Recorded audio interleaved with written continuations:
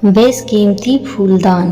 कई साल पहले की बात है। विजयनगर नाम का एक राज्य था जहाँ के राजा कृष्णदेव राय थे। कृष्णदेव राय हर साल विजयनगर का वार्षिक उत्सव बहुत ही धूमधाम से मनाते थे। पड़ोसी राज्यों से अच्छी मित्रता होने के कारण वहाँ के राजा भी इस उत्सव में शामिल होते थे और राजा कृष्णदेव राय को उपहार व भेंट देते या भिजवाते थे। हर साल की तरह इस बार भी विजयनगर वार्षिक उत्सव मनाया गया और इस अवसर पर राजा कृष्णदेव राय को 4 बेशकीमती फूलदान उपहार में मिले।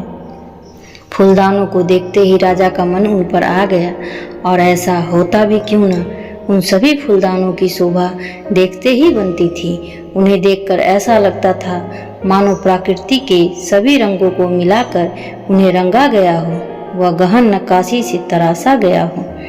जब बात इन फूलदानों की देखरेख की आई तो महल के सबसे काबिल सेवक रमैया को इसका कार्यभार सौंपा गया। रमैया भी खूब ध्यान से उनका ख्याल रखने लगा। वह उन पर कभी धूल न लगने देता, बड़े सलीके से फूलों को सजाता, वो फूलों से बढ़कर फूलदानों की देखरेख करता। ऐसे ही एक दिन जब वह फूलदान साफ कर रहा था तो अचानक एक फूलदान उसके हाथों से फिसलकर जमीन पर जा गिरा और चूर चूर हो गया। यह देखकर वह डरकर वहीं जम गया। इस बात की खबर जब राजा कृष्णदेव राय तक पहुंची तो वह गुस्से से आग बबूला हो गए। उन्होंने आवेश में आकर सेवक रमैया को फांसी की सजा सुना दी। बेचारा रमैया फांसी की सजा सुनकर रोने व कांपने लगा। उसी सभा में राजा के प्रिय अष्ट दिग्गजों में से एक तेनालीराम भी बैठे थे और यह सब देख रहे थे। उन्होंने राजा को इस विषय में कुछ समझाना चाहा और अपनी राय देनी चाहिए। उस समय राजा का गुस्सा 7वें आसमान पर था और वे किसी की भी बात सुनने को तैयार नहीं थे। इसीलिए स्थिति को भांपते हुए तेनालीराम ने चुप रहना ही ठीक समझा।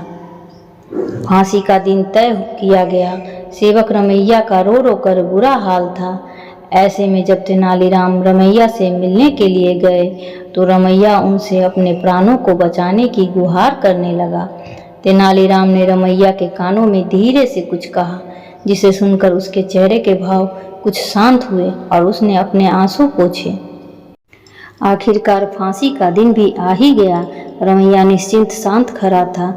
फांसी देने से पहले रमैया से उसकी आखिरी इच्छा पूछी गई। रमैया ने झट से जवाब में कहा कि वह मरने से पहले बचे हुए तीनों फूलदानों को एक अंतिम बार देखना व छूना चाहता है। सभी को उसकी यह इच्छा सुनकर बहुत हैरानी हुई। आदेशानुसार तीनों फूलदानों को मंगवाया गया। रमैया ने पहले सभी फूलदानों को निहारा, उन्हें धीरे से उठाया और एक एक करके सभी फूलदानों को जमीन पर पटक दिया, जिससे वे टूटकर बिखर गए। राजा यह देखकर गुस्से से लाल हो गए और उन्होंने रमैया से पूछा, मूर्ख, तेरी इतनी हिम्मत, बोल तूने ऐसा दुस्साहस क्यों किया? रमैया ने थोड़ा मुस्कुराकर जवाब दिया, मेरे भूल के कारण आपका एक बेशकीमती फूलदान टूट गया, जिसकी वजह से मुझे मृत्युदंड मिल रहा है। अगर भविष्य में किसी सेवक द्वारा ये तीनों फूलदान गलती से टूट जाते हैं तो मैं नहीं चाहता कि उन्हें भी मेरी तरह मृत्युदंड मिले और ये दिन देखना पड़े। इसीलिए मैंने स्वयं ही बाकी बचे हुए फूलदानों को तोड़ दिया। यह सुनकर राजा का गुस्सा शांत हुआ। उन्हें समझ में आ गया कि निर्जीव फूलदान की कीमत किसी व्यक्ति के जिंदगी से बढ़कर नहीं हो सकती तथा वह गुस्से में आकर एक तुच्छ वस्तु के लिए किसी भी व्यक्ति के प्राण नहीं ले सकते। उन्होंने सेवक रमैया को उसकी गलती के लिए माफ कर दिया। साथ में खड़े तेनालीराम यह सब देख मंद मंद मुस्कुरा रहे थे। राजा ने रमैया से पूछा कि तुम्हें ऐसा करने को किसने कहा था? रमैया ने राजा को सारी बात बताई कि ऐसा तेनालीराम ने उसे करने को कहा था।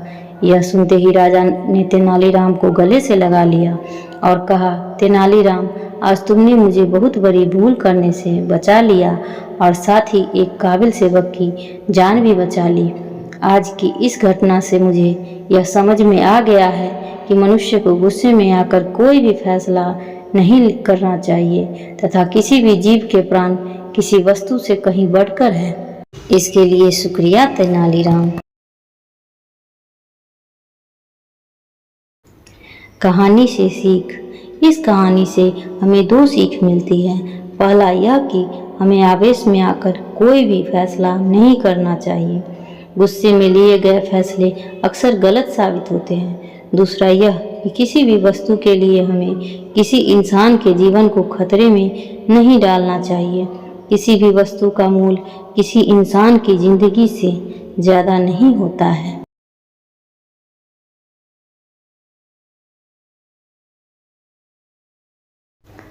दोस्तों, आपको यह कहानी कैसी लगी हमें कमेंट बॉक्स में ज़रूर बताइएगा और इस वीडियो को लाइक करना और चैनल को सब्सक्राइब करना बिल्कुल ना भूलें। धन्यवाद।